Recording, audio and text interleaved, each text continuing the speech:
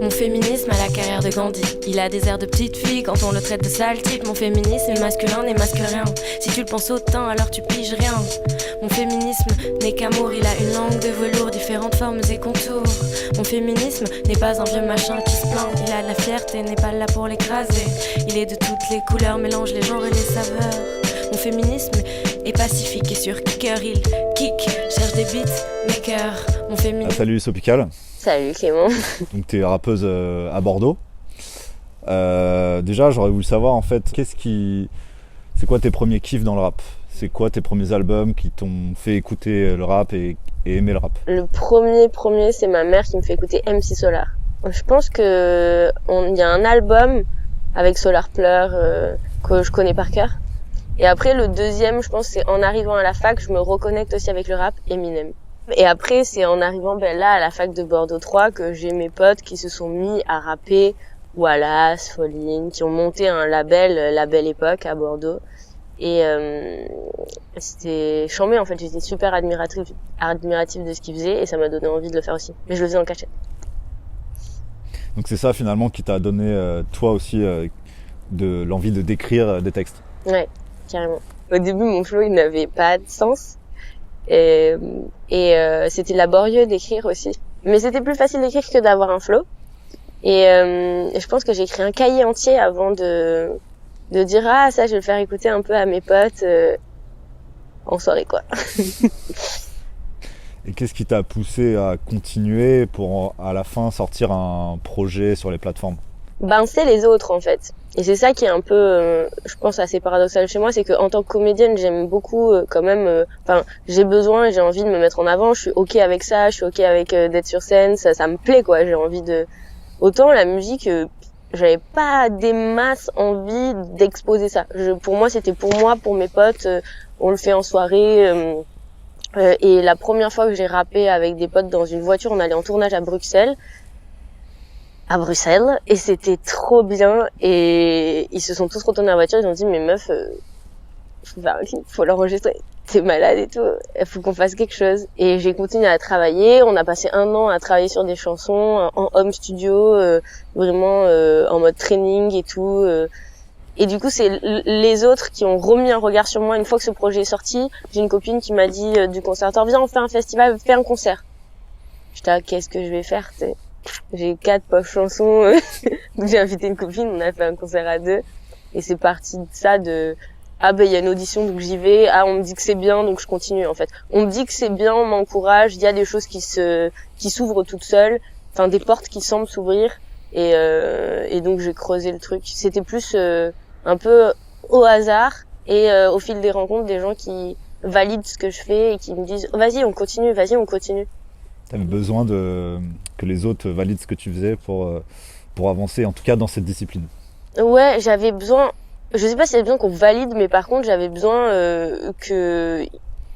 en fait, moi, je le fais, le rap, je le fais que j'écris pour moi, pour kiffer, ça me fait du bien. C'est vraiment pour moi à la base. Si les autres, ils disent, on kiffe, vas-y, continue. Ok, on kiffe. Si ça vous fait kiffer aussi. En fait, c'est de me rendre compte que dans la rencontre avec les autres, il y a du kiff aussi. Et que eux aussi, ce que je dis, ça les touche, ils peuvent traverser des émotions à travers ça. C'est pas la validité, c'est le partage. Tout d'un coup, ça devient un truc où on est en collectif et on partage quelque chose. Et de voir que la musique que je fais, ça crée du collectif, ça c'est trop stylé. Et ça me donnait envie de continuer. Ça me donne envie de continuer encore. Mon féminisme a de la peine quand on l'accuse à tort de haine. Il défend autant les rois que les reines.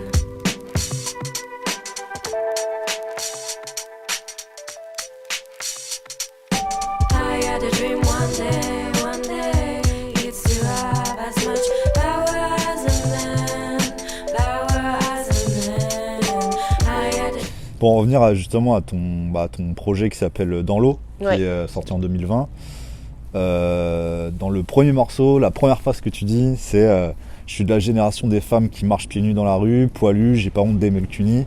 Pour toi, est-ce que c'était nécessaire de parler de féminisme dans tes textes? Ce que je veux dire, c'est que toi, en fait, dans ton écriture, tu vas plutôt parler de sujets qui te touchent plutôt que, je sais pas, raconter ton quotidien. Par rapport au reste du rap qu'on peut entendre, tu vois ce que je veux dire? Cette EP là est beaucoup, il y a pas, je vais pas dans les codes en tout cas, ni dans le flow, ni dans l'instru, ni dans le texte de rap comme on l'entend. Et dans les textes non plus, c'était important pour moi de me dire, mais moi en fait, si je fais du rap, ce qui me manque dans le rap en fait, et ça me manque pas parce qu'il y a aussi énormément de gens qui le font bien, mais ce qui me manquerait, ce que j'ai envie d'apporter, c'est de parler de sujets qu'on va pas parler, dont on parle pas forcément. Et c'est d'avoir quelque chose d'un peu atypique à raconter. Mais je me suis pas non plus posé la question, tu vois, je l'ai fait en fait. Et c'est maintenant avec le recul, je te ah ouais, en fait, c'est ça que je fais. Mon univers musical est venu après. D'accord, c'était pas quelque chose de forcément très réfléchi à la base. Non, pas du tout. Et c'était hyper flippant d'ailleurs. Et c'était super intéressant parce que je me suis dit, ah mais j'ai pas d'univers musical en fait, c'est quoi mon univers? C'est hyper flippant quand tu débutes. En tout cas pour moi, c'était vraiment un flip de c'est quoi mon univers? En plus, c'est pas vraiment du rap, c'est pas vraiment du slam, c'est pas vraiment du chant. En fait, je fais quoi? Ça va ressembler à rien. Vraiment, j'étais comme ça. Et après, quand c'est sorti et que les gens m'ont fait des retours, les autres encore, qui viennent dire, mais il y a une cohérence, mais tu parles de fait. C'est là, ah ouais, en fait, il y avait une cohérence et mon univers existait. Et ça m'a vachement rassurée, ça m'a donné envie d'aller plus loin dans mon univers, me dire, ok, en fait, j'ai un univers. J'ai en tout cas une cohérence et il y a quelque chose qui se dégage artistiquement dans une esthétique qui existe, qui est en train d'exister. D'avoir trop bu, dans ce caillou d'individus, il y a trop d'abus. Comment ça se fait que la femme soit la sous-tribu des barbus? Je crois qu'il y a malentendu. Effrontée, j'affronterai des clichés. Fatiguée par les années, on aimerait juste l'égalité, pas plus. Car j'ai pardonné, j'ai pas osé être Ricard, taper du pied. L'amour me guide, quand vient la nuit, tu trouves ça ridicule. Est-ce un problème de testicules qui gesticule à chaque crépuscule? Mes molécules se désarticulent. Aussi, tu parlais aussi de ton flow tout à l'heure. C'est vrai que tu as un flow un peu particulier, du coup, en tout cas sur ce projet où en fait ça mélange un peu slam et rap. Alors toi, je t'ai vu dans une interview, tu parles t'es une conteuse urbaine. Ouais, j'ai dit ça. C'est ce que tu as dit. J'ai dit que j'étais conteuse urbaine. J'ai bien aimé définition. Conteuse urbaine. Je pourrais dire que je slap aussi. Je fais un mélange de slam et de rap contemporain et qui vient mettre des claques, tu vois. Pas mal. Ouais. Pas mal. Moi, je trouvais que ça me rappelait des artistes comme Fauve, Abd Al-Malik, qui est qui fait du slam. Voilà, c'est des artistes qui parlent, que t'écoutes. Ouais, grave. J'ai écouté Fauve, j'ai écouté Abd Al-Malik. Il y a beaucoup de choses de Ben Mazué que je connaissais moins aussi. Que je découvre de potentiels grooves qu'on peut mettre dans son flow et tout, et je continue de chercher. C'est pas un truc sur lequel je suis arrêtée. Je pense pas que j'ai trouvé mon flow qui va faire que, comme Orelsan, tu vois, il a une patte et c'est son flow, tu vois.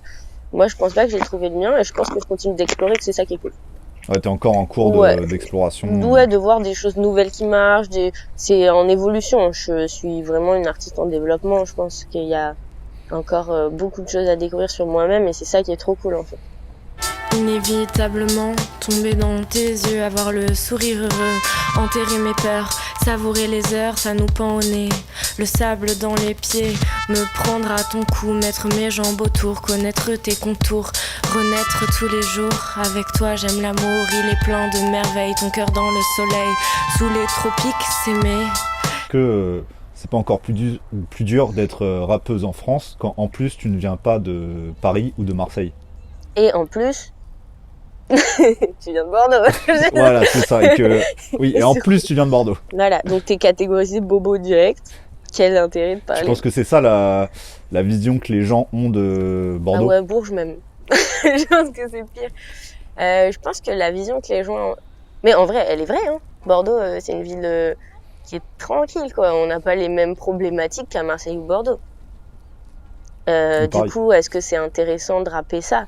C'est comment tu vas rendre ça intéressant, en fait. Et ou parler d'autres sujets qui, moi, me paraissent intéressants, en tout cas, ou me font vibrer. Moi, j'ai l'impression quand même, enfin, c'est ma sensation, qu'il y a plein d'accompagnements à Bordeaux, qu'il y a plein de réseaux. Donc, je trouve ça très cool. Et à Toulouse aussi, qui est pas loin.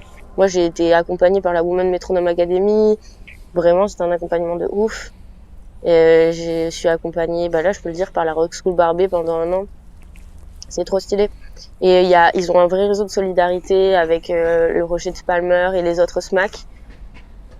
Il y a de plus en plus de magazines qui existent spécialisés. Il y a de plus en plus d'événements, donc petit à petit les choses bougent.